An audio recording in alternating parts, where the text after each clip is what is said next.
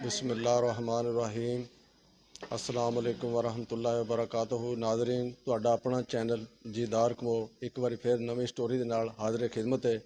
अज तुहानू ऐसी शख्सियत नाल मिला रहे हैं कि जिहड़े इस गाँव के बहुत पुराने और उस्ताद समझदार मुहम्मद असलम साहब ये अरसा दराज तो सैकलों का काम कर रहे हैं।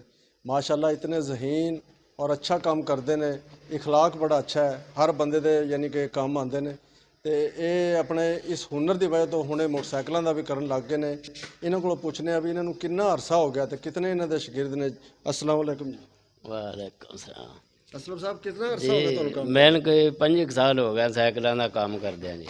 जी ते हुण फिर मोटरसाइकिलों के चक्के शक्के उतला काम फिर वो भी करीदा जी। हाँ, तो अज तक ठीक ही काम चल रहा बेहतरीन। ये शुरू तो ना जी यही कर रहा साइकिलों का ही जी। हाँ, हुण फिर मोटरसाइकिलों ना चक्के शक्के बनाए दे, थोड़ा उतला भी काम करते रहीदा। तो कोई इंशाअल्लाह उलामा को नहीं आईंदा आउंदा। ते साइकिलों का काम तुसीं असलम साहब कित्थों सीखे सी? जे उस्ताद हमीद ने जी ये को सीखिया सी अच्छा जी। आ मोंगट वेच ही है कितना अरसा लगे रहे हो काम सीखते रहे?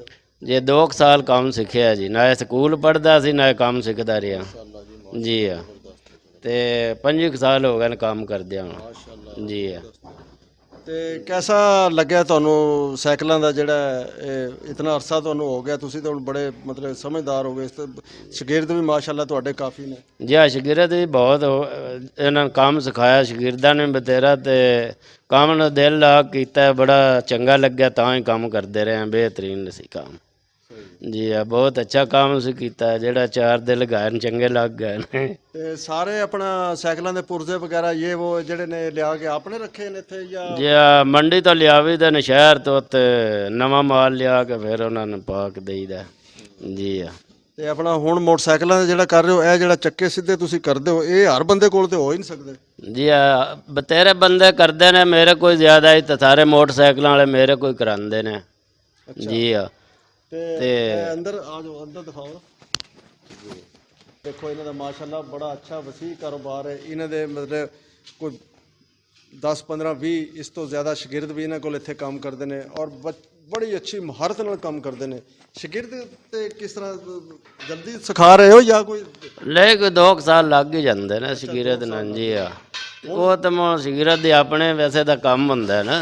हुण साइकिलों का काम ज़्यादा है या मोटरसाइकिलों का काम? हुण साइकिल का ज़्यादा मेरे को चल रहा, छोटी साइकिल ही नहीं बच्चियां वाली जी। हाँ, वेखो ना साइकिल ही छोटी जेड़ी है, ए जेड़ी है ए साइकिलियां ज़्यादा काम है, सारी साइकिल ही पई है। ज़बरदस्त जी ज़बरदस्त, माशाअल्लाह जी जी। माशाअल्लाह। हाँ, बड़ी तबीयत खुश हुई है जी ये देख के इन्हों का काम असलम साहब का। तो असलम साहब ये अपना मेरा ख्याल जितना अरसा तुहानू करदे हो गया, ये शागिर्द भी तुहाडे काफ़ी ने, काम शाम भी माशाअल्लाह ठीक हो गया, तरक्की भी तुसीं काफ़ी की। जी। है जी।